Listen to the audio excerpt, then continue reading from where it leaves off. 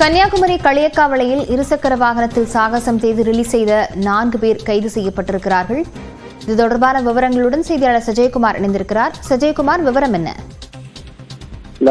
கன்னியாகுமரி மாவட்டத்தில் சமீப காலமாக இளைஞர்கள் சமூக வலைதளங்களில் கொண்ட மோகம் காரணமாக அதிக லைக் கிடைப்பதற்காக இன்ஸ்டாகிராம், முகநூல் போன்ற பக்கங்களில் தங்களது சாகசங்கள் அதே போல பொழுதுபோக்குகளை பதிவிட்டு வருகின்றனர். குறிப்பாக இருசக்கர வாகனங்களில் சாகசங்கள் மேற்கொண்டு இன்ஸ்டாகிராம் அதே போல முகநூலில் பதிவிட்டு வரும் நிலையில் அவர்களது வாகனங்களையும் பறிமுதல் செய்து போலீசார் தொடர்ந்து வழக்கு பதிவு செய்யக்கூடிய ஒரு நிலையில் தான் தற்போது நேற்றைய தினம் களியக்காவிளை பகுதியில் பொதுமக்கள் நடமாடும் சாலையில் வாகனங்கள் இடவிடாக சென்று கொண்டிருக்கக்கூடிய சாலையில் 4 இளைஞர்கள் இருசக்கர வாகனத்தில் சாகசம் செய்து அங்கும் இங்குமாக பொதுமக்களுக்கு இடையூறாக வாகனத்தை ஓட்டி வீடியோ பதிவிட்டு முகநூல் இன்ஸ்டாகிராமில் வெளியிட்ட நிலையில் இந்த வீடியோ வைரலான நிலையில் 4 இளைஞர்களையும் நேற்றைய தினம் போலீசார் கைது செய்ததோடு அவர்களது இருசக்கர வாகனங்களையும் பறிமுதல் செய்தனர். தொடர்ந்து அவர்களை போலீசார் ஜாமீனில் விடுவித்த நிலையில் மாவட்ட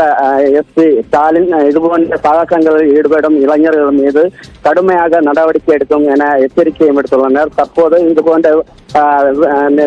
இதுபோன்ற சாகசங்கள் செய்யும் நபர்கள் அதிகரித்துக் கொண்டிருக்கிற நிலை போலீஸ் கடுமையான நடவடிக்கையை மேற்கொண்டு வரக்கூடிய நிலையில் தான் தற்போது இந்த வீடியோ வெளியாகி வரும் பரபரப்பை ஏற்படுத்தி இருக்கிறது. லாவண்யா, விவரங்களுக்கு நன்றி சஜயகுமார்.